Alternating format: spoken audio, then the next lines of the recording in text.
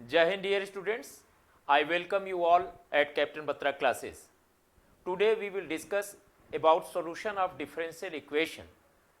In this context, we will take up differential equations in which variables are separable and homogeneous differential equation. तो बच्चों इससे पहले कि हम लोग अपने टॉपिक पर आएँ डिफरेंशियल इक्वेशन के टाइप्स पर डिस्कशन करें, हम लोग एक आपके समक्ष एक खुशखबरी है। हम लोगों की ये बच्चे हैं हमारे अनुभव सिंह एंड शुभम मौर्य, ये दोनों विद्यार्थियों का अभी अग्निवीर की परीक्षा में जो है 2022 का जो एग्जामिनेशन हुआ है, इसमें ये दोनों सफल हुए हैं। इन लोगों को हमारी तरफ से हार्दिक शुभकामनाएं। हमने सोचा कि आपसे इस विषय को हम शेयर करें। तो उद्देश्य ये होता है कि जो भी विद्यार्थी पढ़ाई करते हैं, मन लगा करके मेहनत करते हैं, वो सफल जरूर होते हैं। इसी बात को हम आपसे भी फिर से कहना चाहेंगे कि अगर आप तैयारी कर रहे हैं, चाहे वो किसी भी परीक्षा की तैयारी कर रहे हों, डिफेंस सर्विसेज से रिलेटेड है तो अच्छी बात है, अदरवाइज कोई भी परीक्षा की तैयारी अगर आप कर रहे हैं तो उसमें जो है आपको इन सब चीज़ों से मोटिवेशन मिलता है, प्रेरणा लेनी चाहिए। कि देखिए विद्यार्थी सभी आते हैं पढ़ने लिखने, तो उसमें जो है जो बच्चे लगातार कंटिन्यूअस एफर्ट अपना देते रहते हैं और वो जो है समस्याओं से घबराते नहीं हैं, अपने विषय में जहाँ भी उनको बेहतर करना रहता है उसमें लगे रहते हैं। कठिनाइयाँ तो आती ही आती हैं, तो कठिनाइयों से जो है हम लोगों को आगे बढ़ना होता है। तो अगर विद्यार्थी अगर पूर्ण मनोयोग से प्रयत्न करे और शिक्षक अगर समर्पित होकर कार्य करता रहे तो सफलता निश्चित मिलती है। अब ये बात अलग है कि किसी को पहले प्रयास में, किसी को दूसरे प्रयास में मिलती है, ठीक है, लेकिन सफलता मिलती है। तो आप भी मेहनत करें, पढ़ाई लिखाई करें अच्छे से और आप भी सफल हों, ऐसी हमारी शुभकामनाएं हैं। तो बच्चों आज का जो विषय है हमने आपको पहले ही बता दिया कि टाइप ऑफ डिफरेंशियल इक्वेशन पर हम लोग चर्चा करेंगे कि डिफरेंशियल इक्वेशन का सोल्यूशन कैसे किया जाए। तो इसमें सबसे पहले हम लोग डिफरेंशियल इक्वेशन जो टेकअप करने जा रहे हैं उनमें विशेषता ये देखिए, कोई भी डिफरेंशियल इक्वेशन सॉल्व होती है इंटीग्रेट करके। तो इंटीग्रेशन करने का प्रोसेस आप लोगों को पता होना चाहिए। अगर आपको इंटीग्रेशन नहीं आएगा तो डिफरेंशियल इक्वेशन आप सॉल्व नहीं कर सकते, क्योंकि डिफरेंशियल इक्वेशन बेसिकली सॉल्यूशन है इंटीग्रेशन करके ही आएगा। तो सबसे पहला वेरिएबल सेपरेबल। वेरिएबल सेपरेबल का मतलब है दो तरीके के वेरिएबल होते हैं डिफरेंशियल इक्वेशन में, एक होता है y और एक होता है x। तो जो आपका डिफरेंशियल इक्वेशन है, एक वेरिएबल y और एक दूसरा वेरिएबल x है, ये दोनों सेपरेट किए जा सकते हो, इस तरीके की डिफरेंशियल इक्वेशन आपकी बननी चाहिए। मतलब एक तरफ जो है फंक्शन ऑफ y हो जिसे हम लोग कह सकते हैं मान लीजिए my, और दूसरी तरफ फंक्शन ऑफ x हो जिसे हम कह सकते हैं mx या nx कह सकते हैं, कुछ भी। जैसे यहाँ हमने mx और ny कह दिया है, तो चलिए हम यही टर्म ले लेते हैं, इसमें कोई ऐसा नहीं है, आप कुछ भी लिख सकते हैं। मैंने जो लिखा है वही लिख देता हूँ, ny mx, मतलब function of x, fx gy भी कह सकते हैं, कोई दिक्कत नहीं। तो इसमें जो है अगर इस तरह से फंक्शन के रूप में हो तो सेपरेट हो जाए, तो ऐसे डिफरेंशियल इक्वेशन को हम लोग सॉल्व करेंगे। दो तरफ डिफरेंशियल इक्वेशन, दो तरफ इसको सेपरेट कर सके। तो इसमें यह कहा जा रहा है कि अगर ऐसे हो एक्स वाई जिसमें जो है mx और ny ये रियल वैल्यूड हों और उनकी वैल्यूज जो है वो डोमेन में उसके मिले, तो हम इसको सेपरेट कर सकते हैं। अब यहाँ पर जो ये लिखा हुआ है ये बेसिकली इस तरह से आप देखें तो ज़्यादा समझ में आएगा कि अगर एक तरफ ny है तो ny का जो डेरिवेटिव हो जाए dy, और दूसरी तरफ जो है mx है तो x का डेरिवेटिव हो जाए dx, और इन दोनों को अगर सेपरेट कर लिए हैं तो इधर आप दोनों तरफ इंटीग्रेट करना चाहें तो कर सकते हैं, और इसका इंटीग्रल लिख करके पूरा सॉल्व कर लेंगे तो you will get the differential equation, solution of the differential equation. तो आइए हम लोग इसका एक उदाहरण लेते हैं और देखते हैं कि किस तरह से वेरिएबल को सेपरेट करके हम लोग काम कर सकते हैं। जैसे ये आपका एग्जाम्पल है, इसमें आपसे कहा जा रहा है कि आप इवेलुएट करें dy और dx इज इक्वल टू, इस तरह से dy और dx is equal to e to raise power x minus y plus x square e to raise power minus y, यही है। अब देखिए सबसे पहले ध्यान ये दीजिए कि x और y को सेपरेट कैसे करना है। तो हम यहां देखें तो हम इसको लिख सकते हैं जैसे e to raise power x plus x square, और कॉमन ले लोगे e to raise power minus y, तो e to the power minus y को नीचे ले लें तो e to the power y हो जाएगा। क्या हम इस तरह से लिख सकते हैं? लिख सकते हैं इस तरह से। अब हम अगर e की पावर y को इधर ले लें तो e to the power y dy is equal to e to the power x plus x square dx। जैसा हम पिछली बार बता रहे थे कि y वाला फंक्शन एक तरफ हो और x वाला फंक्शन एक तरफ हो और उसका डेरिवेटिव दिखे, तो जैसे ये एम वाई की जगह आ गया ना बच्चों, M Y D Y is equal to N X D X. ऐसा देखिए सेपरेट हो गए कि नहीं वेरिएबल। वेरिएबल्स को हम दो तरफ ले लिए, ये वेरिएबल हमारा किधर आ गया, y वाला इधर तरफ आ गया इक्वलिटी के और x वाला इस साइड में आ गया। इसी को कहते हैं वेरिएबल्स आर सेपरेबल। जब ऐसा हो जाता है तो हम लोगों को अगला स्टेप करना क्या है, इंटीग्रेट कर देना है। तो चलो बच्चों दोनों तरफ इंटीग्रेट कर देते हैं जल्दी से। e to the power y dy integral is equal to e to the power x plus x square dx। e to the power y का इंटीग्रल क्या होगा बच्चों, e to the power y ही रहेगा। इसका e की power x का e की पावर x और x स्क्वायर का x क्यूब बाई 3 और प्लस एक आर्बिट्रेरी कांस्टेंट, ये होगा ना आपका, यही तो सॉल्यूशन होगा। तो एक तरह से आपने इसका इंटीग्रेशन किया और कुछ नहीं किया, यानी वेरिएबल्स उसको सेपरेट किया और उसके बाद हमने उसको इंटीग्रेट कर दिया। इंटीग्रेट करने के बाद ये आपको जो मिलता है यही आपका इसका सॉल्यूशन है, ठीक है बच्चों। और इसी को कहते हैं हम लोग जनरल सॉल्यूशन। क्या कहते हैं, जनरल सॉल्यूशन विद कांस्टेंट। तो देखिए कहीं आंसर है इसका e to the power y equals to e to the power x plus x cube by 3 plus c, बिल्कुल यही है। बस यहाँ थोड़ा सा ध्यान दें, ये पावर में लिखा रहना चाहिए e to the power x plus x cube by 3 plus c. तो ऑप्शन इज बी, ठीक है। चलिए तो आपको समझ में आया कैसे हुआ। नेक्स्ट क्वेश्चन हम लोग टेकअप करते हैं इसी तरीके से और यहां पर हम लोग देखते हैं कि कैसे इसको सॉल्व करना है, ठीक है बच्चों। देखिए ये क्वेश्चन आप ध्यान दीजिएगा, ये लिखा है y minus x d y over d x is equal to 3 1 minus x square d y over d x. तो बच्चों हम लोग इसको क्या करते हैं, पहले एक तरफ डी वाई और डी एक्स ले लेते हैं, इसको इधर ले आते हैं और 3 यहां मल्टीप्लाई हो जाएगा तो हम इस साइड में 3 को ले लें y माइनस 3 और d y by d x हम एक साइड में इसलिए ले रहे हैं क्योंकि d y by d x separate हो जाए तो ज्यादा अच्छा है। उसमें 3 से मल्टीप्लाई हो जाएगा x माइनस 3x स्क्वायर और into d y by d x. आप समझ रहे होंगे, minus x d y by d x को इधर लाओगे तो plus x d y by d x और माइनस 3x स्क्वायर यहाँ 3 से मल्टीप्लाई होने के बाद आएगा तो d y by d x जब कॉमन लेगो तो यहाँ का x और यहाँ का minus 3x square within bracket हो जाएगा। तो इतना हो गया। अब देखिए यहां से बच्चों आपको ध्यान देना है, हमें सेपरेट करना है। देखिए ये फंक्शन जो mx ये जो दिख रहा है ये फंक्शन ऑफ x है nx और ये क्या फंक्शन ऑफ y। तो हमको करना क्या है, x और x का डेरिवेटिव एक साइड रखना है, y और y का डेरिवेटिव एक साइड रखना है। तो ये तो यार dy इधर साइड में है और dx नीचे, तो dx तो इधर आ जाएगा। तो एक काम करते हैं y को इधर ले लेते हैं और x को इधर ले लेते हैं। तो क्या हो जाएगा, देखो ये हो जाएगा, इधर ले आओ इसको नीचे, तो dx ये इधर आ जाएगा और यहां से ये हो जाएगा x माइनस 3x स्क्वायर और इज इक्वल टू इस साइड में y को ले आओगे तो dy ओवर y माइनस 3। देखिए ये है आपका फंक्शन, मतलब आपका फंक्शन ये रेसिप्रोकल में चला गया, ऐसे समझ लीजिए 1 अपॉन y माइनस 3। तो ये तो फंक्शन ही है। अब क्या इसका आप इंटीग्रल नहीं कर सकते, दोनों तरफ अगर बच्चों आप इसका इंटीग्रेट कर दे तो सोल्यूशन आ जाएगा। तो इसका इंटीग्रल करने के लिए देखिए इसको परफेक्ट स्क्वायर में बदलना पड़ेगा। ये हो जाएगा माइनस 1/3 इंटीग्रल dx ओवर ये क्या हो जाएगा x square minus x upon 3 और ये क्या हो जाएगा dy ओवर y माइनस 3 है। तो इसको अगर y माइनस 3 को हम t ले लें यहीं पर तो dy इक्वल टू dt हो जाएगा, ठीक है बच्चों। तो ये क्या हो जाएगा इंटीग्रल dt ओवर t, तो ये तो log t हो जाएगा, तो इसका तो आंसर आ जाएगा। तो हम लोग क्या करते हैं इसको log t लिख लेते हैं, ठीक है, और t का मतलब y माइनस 3 ऐसा, और प्लस कांस्टेंट जो है हम इसका कांस्टेंट जब log में रहता है तो एक्सप्रेस करने के लिए log कांस्टेंट को भी log c लिख सकते हैं। क्यों, क्योंकि किसी भी कांस्टेंट को अगर हम चाहें तो log से निकाल सकते हैं उसको कि वो कितने log की वैल्यू होगी, तो वो हम ऐसा लिख लेते हैं।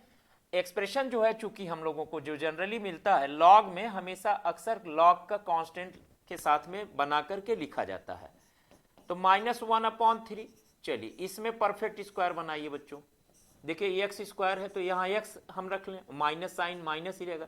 अब देखिए इसका जो कोफिशियंट है x/3 का, इसका जो है हाफ, 1/3 का हाफ 1/6, जरा इसका होल स्क्वायर कर दीजिए तो देखिए क्या मिलेगा, x² plus 1/36 minus 2 times of 1/6 into x, यानी -x/3। 1/36 ज्यादा हो गया तो हम लोग क्या करें, 1/36 ज्यादा हो गया तो उसको हम कम कर दें 1/36, यानी 1/6 का होल स्क्वायर ज्यादा हो रहा है तो उतना निकाल दें। तो ये हमारा जो एक्सप्रेशन होगा बच्चों। अब देखो log m plus log n क्या होता है, log m इंटू एन, तो log c into y minus 3 ऐसा लिख सकते हैं बेस ई पे। अब देखो क्या ये एक्सप्रेशन आपको जो दिख रहा है, क्या ये इस तरह का नहीं दिख रहा है, जैसे 1/x² minus a square capital लिख लो, इस टाइप का नहीं दिख रहा आपको ये इंटीग्रल, जहां कैपिटल एक्स किसकी जगह है, इसकी जगह। तो ये एक स्टैंडर्ड इंटीग्रल है। अब यहां कैपिटल एक्स के बजाय आप चाहे तो u मान ले, t मान ले, कुछ भी ले लें। x माइनस 1/6 को अगर मैं u ले लूं तो dx इक्वल टू du नहीं हो जाएगा, ये होगा। अब ये जो एक्सप्रेशन है आपका देखिए ध्यान से, तो ये हो गया -1/3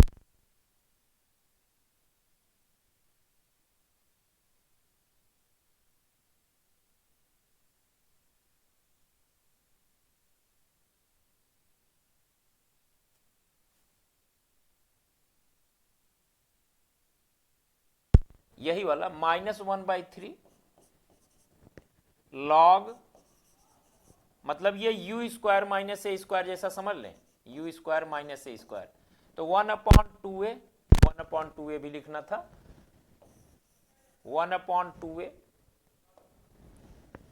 इंटू 1/2a, 2a का मतलब हो गया 1/6, 2 into 1/6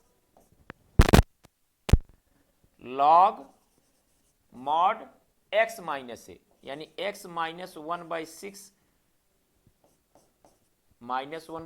upon x plus a, यानी x माइनस 1/6 प्लस 1/6, इतना हो गया।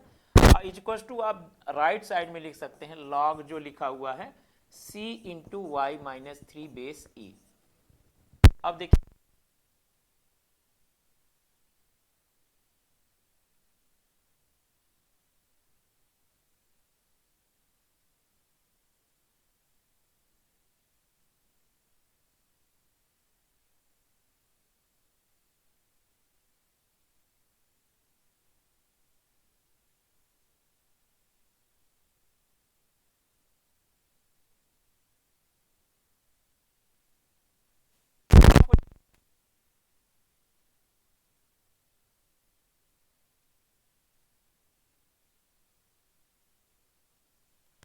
इंटू 3x माइनस 1 और अपॉन 3x साइड में ले जाओ तो e की पावर 0 क्या दे देगा, वैल्यू 1 दे देगा।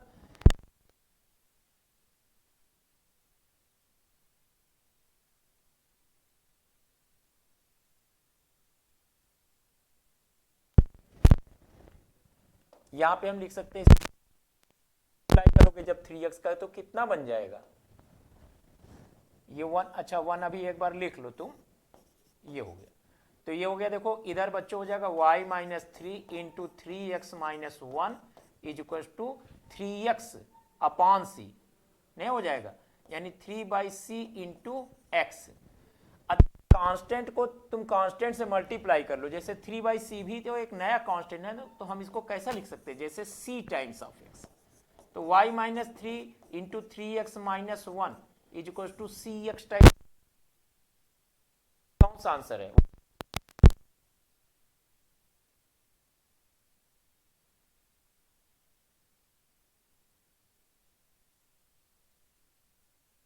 कि आपको सेपरेट तो कर लिया, बेटा ये इनडेफिनिट इंटीग्रल है, क्या है, इनडेफिनिट इंटीग्रल है ना।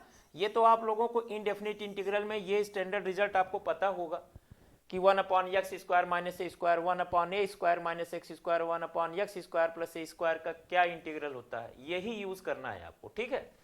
तो इनडेफिनिट इंटीग्रल का आपको जानकारी होना चाहिए। चलिए देखिए अगला क्वेश्चन, ठीक है, क्या दिया है, x y dx plus 1 plus x square dy, separate करना है, देखिए क्या सेपरेट हो पाएगा, आइए देखते हैं।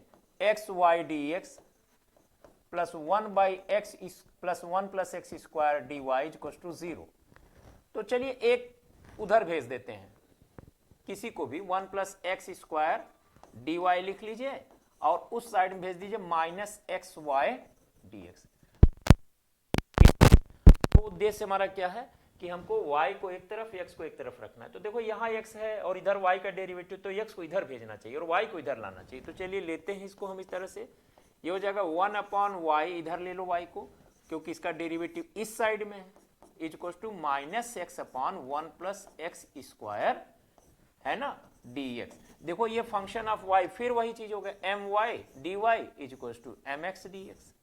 अब इंटीग्रेट करना है तो हम इंटीग्रल यही कर देते हैं, क्यों एक स्टेप खराब करें। अब जरा बताइए इसका क्या हो जाएगा, log y base e equal to -1+x² का अगर आप चाहें तो इसको t ले लें तो ये क्या हो जाएगा 2x dx equal to dt। तो x dx इक्वल टू क्या हो जाएगा dt/2, तो -½ बाहर dt/t हो जाएगा ना। तो कितना हो जाएगा -½ log mod t। अब प्लस यहां पर आप जो है log इधर ही है, तो चलिए एक साइड में हम ले लेते हैं सीधे इसको, तो -½ है तो log mod t, t कितना है 1+x², इतना हुआ 1+x², ठीक। और यहां पर आपका -½ है तो इधर आएगा तो +½ हो जाएगा, चलो -½ प्लस, चलो log c भी लिख सकते हो, कोई दिक्कत की बात नहीं है, log में log ले लो। अच्छा सब इधर देखो, ये हो जाएगा आपका log y plus ½ log 1+x² plus log -log c है, -log c इक्वल टू 0। चलिए बताइए ये क्या हो जाएगा log m प्लस n, ये हाफ की इसकी पावर हाफ हो जाएगा ना, तो रूट में चला जाएगा कि नहीं चला जाएगा, log y इंटू √1+x² और upon c base e equal to 0। तो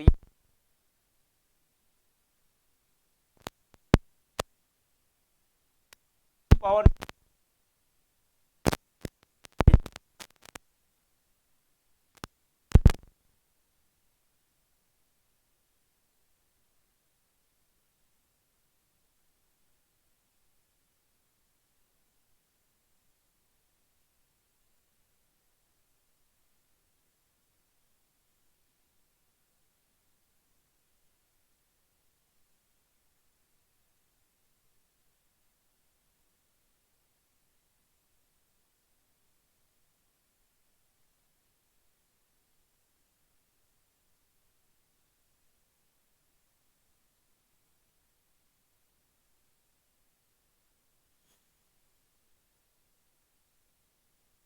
प्राथमिक फंक्शन होते हैं, तो लगा के पूरे एक्सप्रेशन को लिख लीजिए, उसके बाद log को भी एक्सप्रेशन आपका सामने आ रहा है उसको लिख लीजिए। अगर में कोई मैच नहीं दिखा, स्क्वायर लिखा है तो के रूप में उसको रिप्लेस कर दीजिए।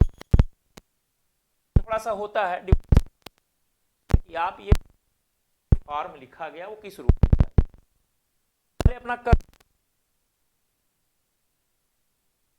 आप देखिए कि कौन सा आंसर ऐसा है जो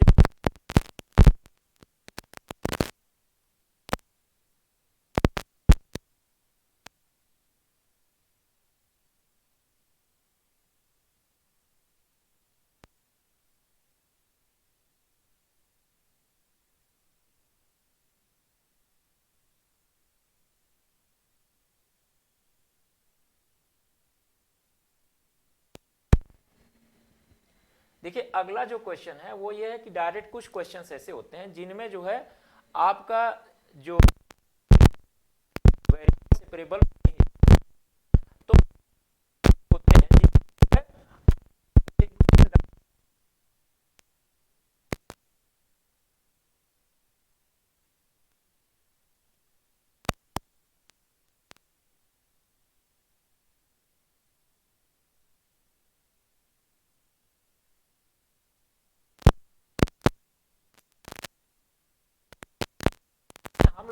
सकते हैं कि इसी जो है a x plus b y plus c जो भी आपने लिया है, इसी को हम लोग नया वेरिएबल मान लेते हैं, टी मान लेते हैं।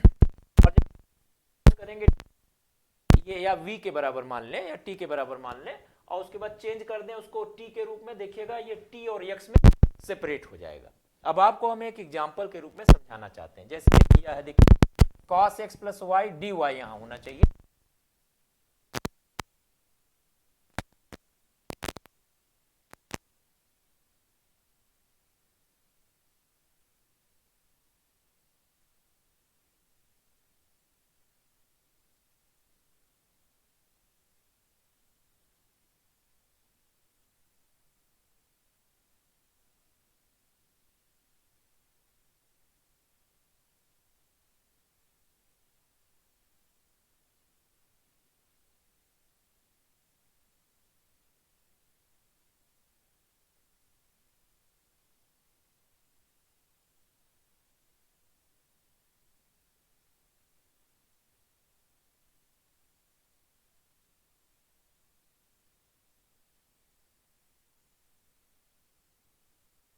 सेपरेबल से डायरेक्ट क्यों नहीं कर सकते? तो आप ट्राई कर लीजिए। आप इसको कभी भी x को एक साइड में, y को दूसरे साइड में नहीं सेपरेट कर पाएंगे। हो पाएगा? आप बताइए। नहीं, कैसे कर पाएंगे आप? तो आपको अगर ये भी दिया है cos x cos y minus sin x sin y कर देंगे तो x और y अलग अलग हो ही नहीं पाएंगे। ऐसे में हम लोग क्या करेंगे, x प्लस वाई को ही डायरेक्ट कोई नया वेरिएबल बना देंगे। अब देखिए ये मैंने v मान लिया, लेकिन अब जब v ले लिए x प्लस वाई को, तो आपको अब जो भी वेरिएबल है, जो डेरिवेटिव है dy बाई डी है, वो dv बाई डी में जाएगा। तो हम इसका तो x का derivative 1 plus d y over d x is equal to d v over d x. अब देखिए आपके पास तो d y by d x है ना, तो इस डी वाई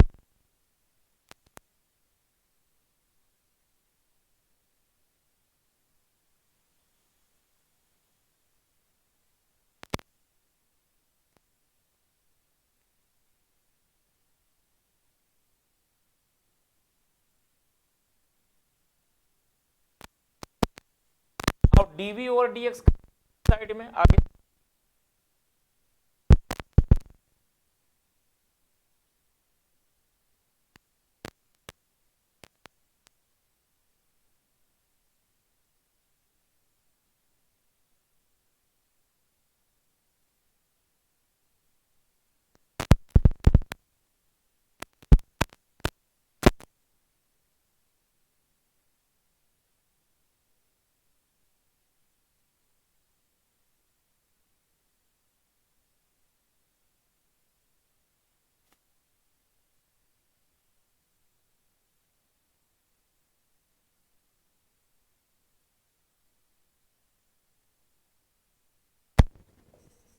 अब एक्स में सेपरेट हो गया कि नहीं? हाँ कांस्टेंट है तो कोई दिक्कत नहीं है। v और x हो गए, मतलब हमने क्या किया, y और x में नहीं सेपरेट हो पा रहा था तो v और x में सेपरेट कर दिया। अब अगर x ना दिखाई दे तो कोई दिक्कत नहीं, x एक कांस्टेंट हो सकता है।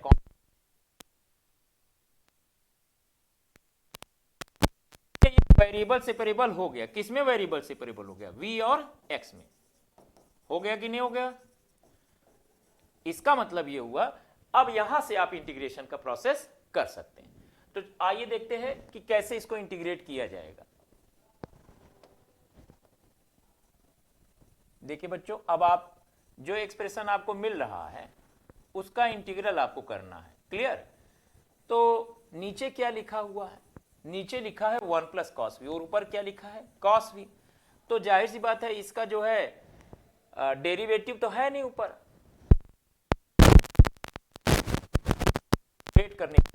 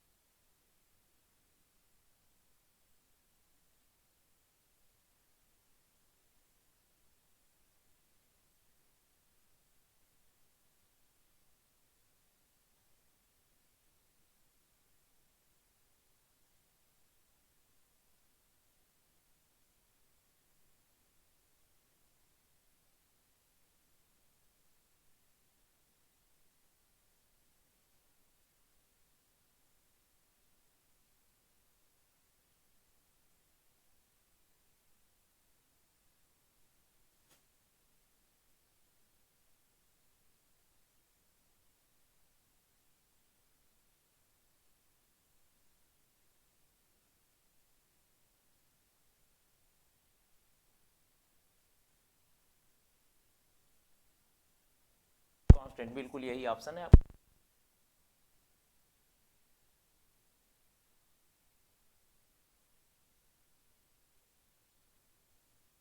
आपने किए करके उसको सॉल्व कर लेना है, यही काम करना है हमको डिफरेंशियल इक्वेशन में। क्लियर? अब बच्चों आगे का हम लोग एक देखते हैं अगला केस। देखिए ये है, ये क्वेश्चन है आपको, तो देखिए ये भी क्वेश्चन आप देख, x प्लस वाई, अगर हम इस क्वेश्चन की बात करें बच्चों, तो इसमें भी देखिए अब आप dx और dy अलग अलग अगर कर ले तो हम डायरेक्ट लिखें तो x प्लस वाई को हम dx कर ले प्रोडक्ट में, और यहां वाला जो dx है इसको इधर ही लिख ले, और जो इधर है y into d x, x plus y D y वाला है उस साइड में लेके चले जाए, और वो प्लस साइन के साथ आ जाएगा, x plus y D y इस साइड में चला जाएगा, राइट साइड में चला जाएगा माइनस करके, और प्लस डी वाई। तो देखिए अगर हम यहां से dx कॉमन ले लें तो क्या हो जाएगा, x plus y minus one d x is equal to x plus y plus one into d y. देखिए ये हो जाएगा। और अगर हम dy और dx ले लें, dy और dx, तो ये राइट साइड में इसको इधर भेजोगे तो ये हो जाएगा x plus y minus one upon x plus y plus one. अगर आप बच्चों देखिए ध्यान से तो ये वैसे ही है जैसे ax plus b y plus c, यानी ये भी ax प्लस बी वाई में एक लीनियर फंक्शन है, क्योंकि हम यहां पर भी x और y को अलग,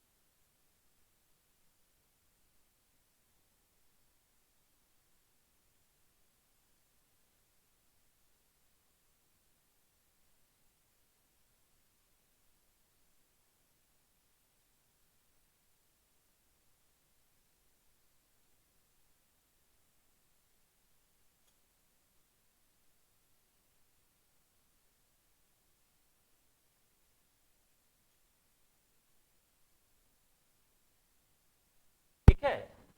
अब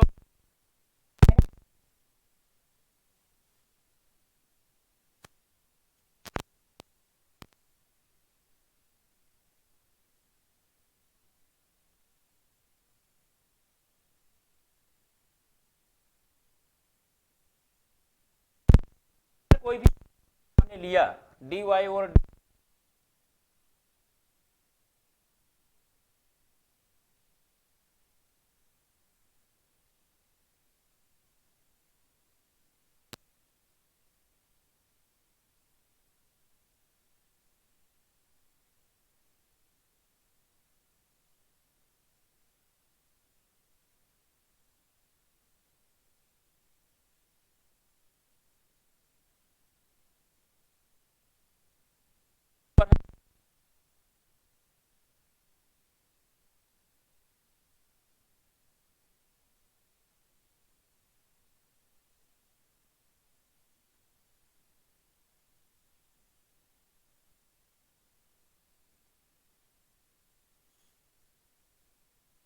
होमोजीनियस डिफरेंशियल इक्वेशन को अगर आप सॉल्व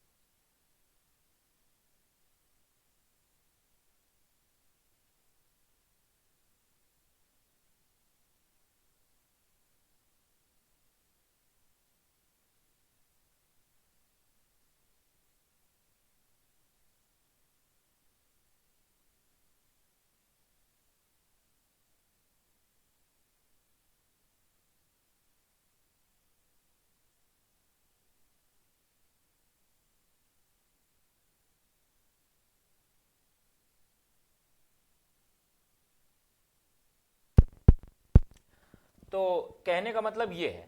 अब जैसे यहां इन्होंने ये दिया तो सेम अब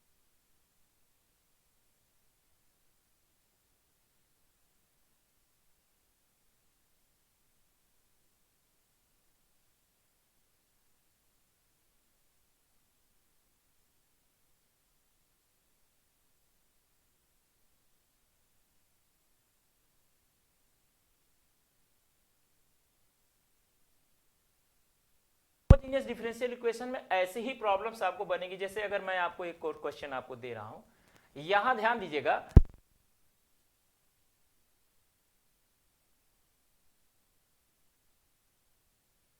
पहले ही बताया डिफरेंशियल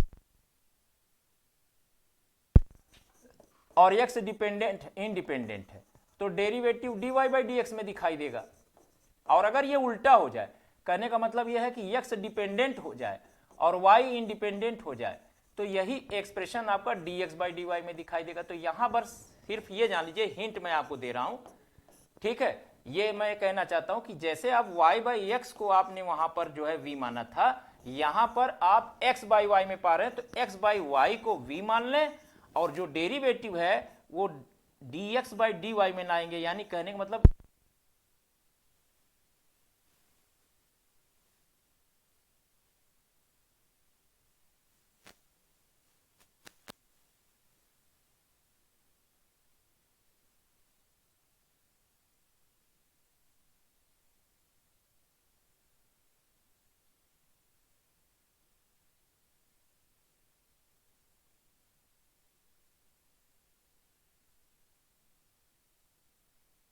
और अब आप इसको dy बाई डी के रूप में, dx बाई डी के रूप में पूरा लिख,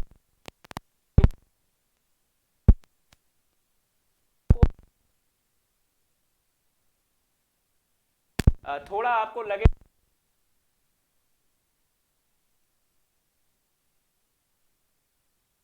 पहले वाले क्वेश्चन से थोड़ा ज्यादा है।